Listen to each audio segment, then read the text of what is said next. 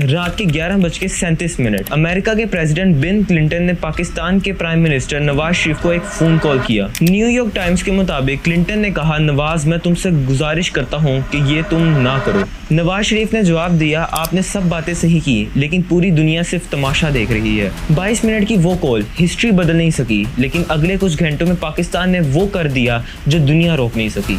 लेकिन ये सिर्फ एक न्यूक्लियर टेस्ट नहीं था, ये 27 साल की मेहनत, कोवर्ट ऑपरेशंस और एक कौम की जिंदगी और मौत का फैसला था। लेकिन असली कहानी एक्सप्लोजन से कई गुना डार्क थी। सीक्रेट ऑपरेशंस, स्मगलिंग नेटवर्क्स और कुछ ऐसे राज जो आज तक पब्लिक नहीं किए गए। 28 मई 1998 पाकिस्तान ने चगाई के इलाके में 5 न्यूक्लियर डिवाइसेस टेस्ट किए और 30 मई को एक और टेस्ट किया गया और इन टेस्ट को योम तकबीर का नाम दिया गया।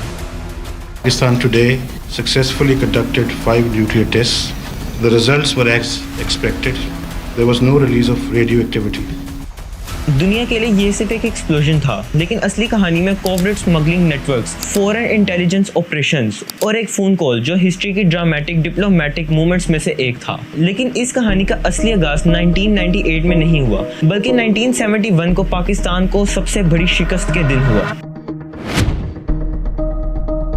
1971 पाकिस्तान इंडिया से जंग हार गया। ईस्ट पाकिस्तान अलग होकर बांग्लादेश बन गया। पूरी कौम स्टंट थी। उस वक्त पाकिस्तान के प्राइम मिनिस्टर जुल्फिकार अली भुट्टो ने एक चीज रियलाइज की, कन्वेंशनल आर्मी से इंडिया को ज्यादा देर तक रोका नहीं जा सकता। और उन्होंने वो सेंटेंस कहा जो पाकिस्तान की न्यूक्लियर हिस्ट्री की बुनियाद बना, हम घास खा लेंगे, हम भूखे रह लेंगे, लेकिन हम अपना एटॉमिक बॉम्ब बनाएंगे। जनवरी 1972 मुल्तान, भुट्टो ने पाकिस्तान के टॉप साइंटिस्ट को सीक्रेट मीटिंग के लिए बुलाया। प्रोग्राम ऑफिशियली स्टार्ट हो गया। पैसे नहीं थे, टेक्नोलॉजी नहीं थी, लेकिन एक इरादा था, एक जुनून था।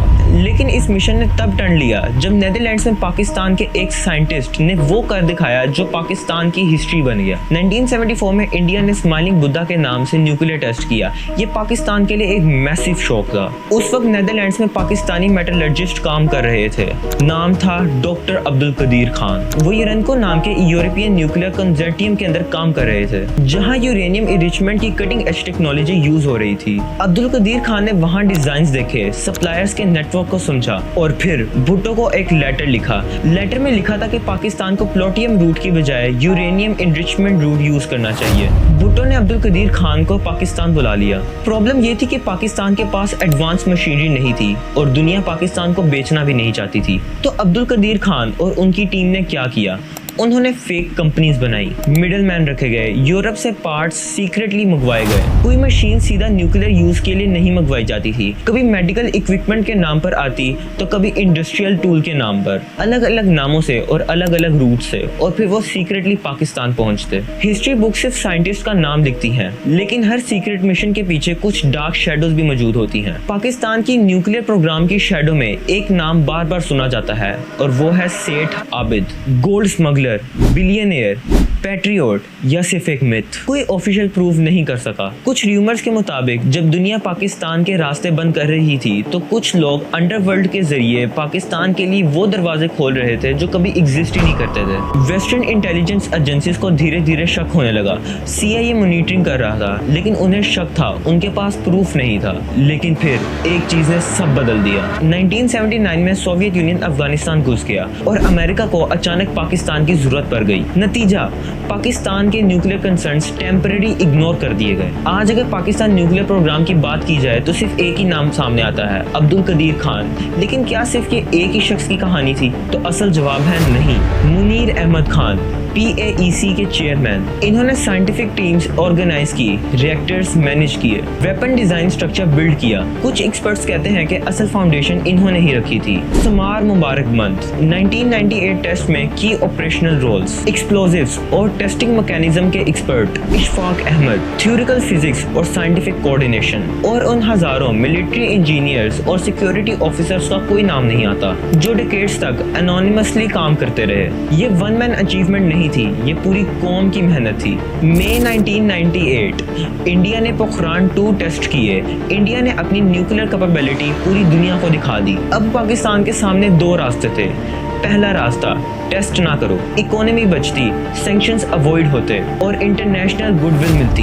दूसरा रास्ता, टेस्ट करो, सैंक्शंस लगते, इकोनॉमी डैमेज होती और इंटरनेशनल आइसोलेशन होती। क्लिंटन ने पर्सनली नवाज शरीफ को कॉल किया। न्यूयॉर्क टाइम्स की रिपोर्ट्स के मुताबिक क्लिंटन ने नवाज शरीफ को $5 बिलियन की ऑफर की और साथ में 28 F-16 फाइटर जेट्स, जिसकी पेमेंट पाकिस्तान पहले ही कर चुका था, वो देने का वादा किया। इसके अलावा मिलिट्री और इकोनॉमिक एड का वादा किया। लेकिन असर प्रेशर क्लिंटन से नहीं आ रहा था, बल्कि पाकिस्तान की मिलिट्री डिमांड कर रही थी, साइंटिस्ट डिमांड कर रहे थे, लोग सड़कों पर थे, ओपोजिशन कह रही थी जवाब दो। क्लिंटन ने कहा, नवाज अगर आप ये करते हैं तो हमें भी ये करना होगा और इसका नुकसान पाकिस्तान को इंडिया से ज्यादा होगा। उस फोन कॉल में दोनों लीडर्स जानते थे जो फैसला अब होगा उसका असर सालों तक रहेगा। गुफ्तगू खत्म हुई, 22 मिनट की कॉल काटी गई।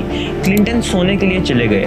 जब क्लिंटन सो रहे थे, नवाज शरीफ ने न्यूक्लियर धमाकों का ऑर्डर दे दिया। लेकिन टेस्ट से पहले जो हुआ वो आज भी बहुत कम लोग जानते हैं। यूएस सैटेलाइट्स पाकिस्तान मॉनिटर कर रहे थे, इंटेलिजेंस एजेंसीज अलर्ट थी। तो पाकिस्तान ने क्या किया? डिवाइसेस को हेवीली गार्डेड गन बेस में ट्रांसफर किया गया।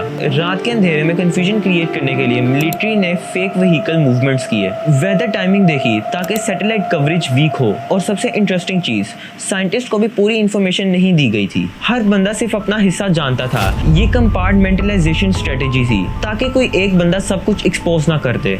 जगह सालों पहले सिलेक्ट हो गई थी, माउंटेन्स को जियोग्राफिकली स्टडी किया गया था, टनल्स पहले से बनी हुई थी, सब कुछ रेडी था।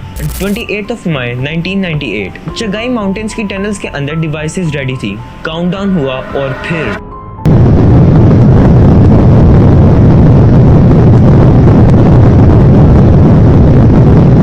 पहाड़ सफेद हो गया। ऑफिशियली 5 एक्सप्लोजन्स अनाउंस किए गए। 30 मई को एक और टेस्ट हुआ। Pakistan officially first Muslim nuclear power बन गया और दुनिया की 7th declared nuclear state. Western दुनिया में कई जगह पे जश्न था, वेस्टर्न मीडिया में फेयर था। अमेरिका ने कई सेक्शंस लगा दिए। Pakistan lost a truly priceless opportunity to strengthen its own security, to improve its political standing in the eyes of the world. And although Pakistan was not the first to test, 2 wrongs don't make a right. I have made it clear to the leaders of Pakistan that we have no choice but to impose sanctions pursuant to the Glenn Amendment.